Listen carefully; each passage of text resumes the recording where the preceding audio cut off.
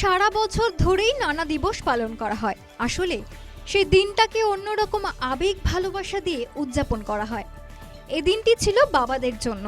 এদিন এই বিশেষ দিনটি পালন করলেন Ayushman initiative for child rights নামের সংস্থাটি। এই প্রজন্ম বেড়ে চলেছে বাবা মায়ের বিবাহ বিচ্ছেদ, যার ফলে শিশুরা বড় হয়ে ওঠার ক্ষেত্রে বঞ্চিত হচ্ছে।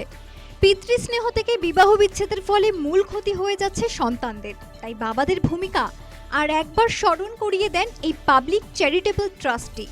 সঙ্গে ছিলেন ISPAT ও অন্যান্য সংস্থাও।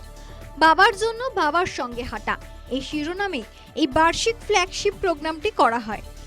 বাবার সঙ্গে ছেলেরা হাঁটেন। করুণাময়ী থেকে সল্টলেক সিটি সেন্টার অবধি এই দিনের অনুষ্ঠানে উপস্থিত ছিলেন মহিলা কমিশন ও সংখ্যালঘু উন্নয়নের সদস্য মারিয়া ফার্নান্দেস, প্রধান সংগঠক অরিজিৎ মিত্র সহ বিশিষ্ট অতিথিরা। আগামী দিনেও আরো বড় আকারে এই অনুষ্ঠান করার কথা ঘোষণা করেন সংগঠকরা।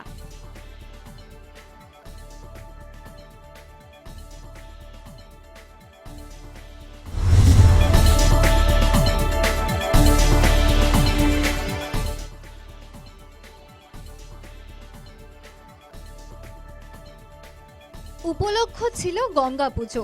তবে পুজোর সেই আবহে আয়োজন করা হয়েছিল এই দরিদ্র সেবার। সিঙ্গুরের নান্দা নবারণ সংঘ ও ইয়ংস্টার ক্লাবের পক্ষ থেকে দশহারার এই দিনে গঙ্গা পুজোর আয়োজন করা হয়েছিল। আর এই উপলক্ষে প্রায় 4000 দরিদ্র মানুষকে খাওয়ানোর ব্যবস্থা করা হয়। এই অঞ্চলে রয়েছে কয়েকটি ইটভাটা, আর এখানকার শ্রমিকরাও হতদরিদ্র।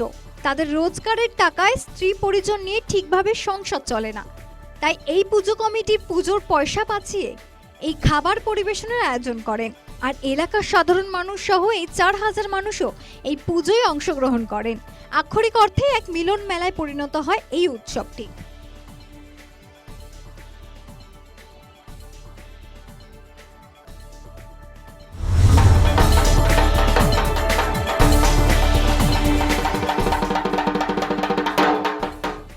জায়গাটি কোচবিহারের উল্লার ঘাটের রায়ডাক নদী। আর এই পুজো ঘিরে শুধুমাত্র বাংলার নয়, পড়শি রাজ্য আসাম থেকেও এখানে ভক্তরা ভিড় জমান। এই দৃশ্যটি নদীর পূর্ব পারে দেবেন সাধুর আশ্রমের। এখানে বিগত 64 বছর ধরে চলে আসছে এই পুজো। আর এই পুজোকে কেন্দ্র করে এলাকায় একটি মেলার চেহারা নেয়। এই উপলক্ষে 5 দিন ধরে চলবে এই মেলা। তার সঙ্গে অনুষ্ঠিত হবে নানা সাংস্কৃতিক অনুষ্ঠান, থাকবে যাত্রাপালাও। এদিন সকাল থেকেই এলাকার প্রতিটি বাড়ি থেকে দুধ সংগ্রহ করা হয়, আর সেই দুধে তৈরি হয় ভক্তদের ভোগ। গ্রাম বাংলায় জাঁকজমকপূর্ণ সেই পুজোর ছবি এখন দর্শকদের সামনে।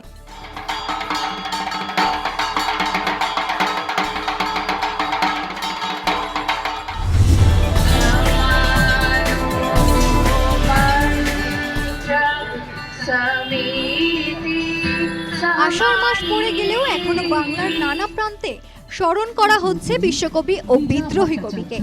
আর মোবাইল রিপোর্টারদের সৌজন্যে জানা যাচ্ছে সেই সব খবরও। এই দৃশ্যটি নিমতা কালচারাল মোড়ে বিবেকানন্দ পার্কে। সাংস্কৃতিক এই অনুষ্ঠান ঘিরেই এলাকার 3 প্রজন্ম এখানে মিলিত হয়েছিল। শুধু মিলিত হওয়াই নয়, গানে কথায় আড্ডায় এক অন্যরকম হয়ে ধরা দিল এই সন্ধ্যাটি। তবে মূল উপলক্ষ ছিল রবীন্দ্রনাথ নজরুলকে স্মরণ করা। এখন শহর জুড়ে ফ্ল্যাট কালচার, পাশের বাড়ির লোকও হয়ে থাকে অচেনা। আর পারম্পরিক এই চেনা ও ভাব বিনিময়ের আয়োজন বলে জানালেন অনুষ্ঠানটির অন্যতম উদ্যোক্তা দীপঙ্কর চক্রবর্তী। এরপরে আরো বড় পরিসরে আয়োজন করা হবে এই অনুষ্ঠানের। হ্যাঁ, আমাদের ইচ্ছা আছে প্রতি বছরই করবো এবং আরো ভালো করে করবো।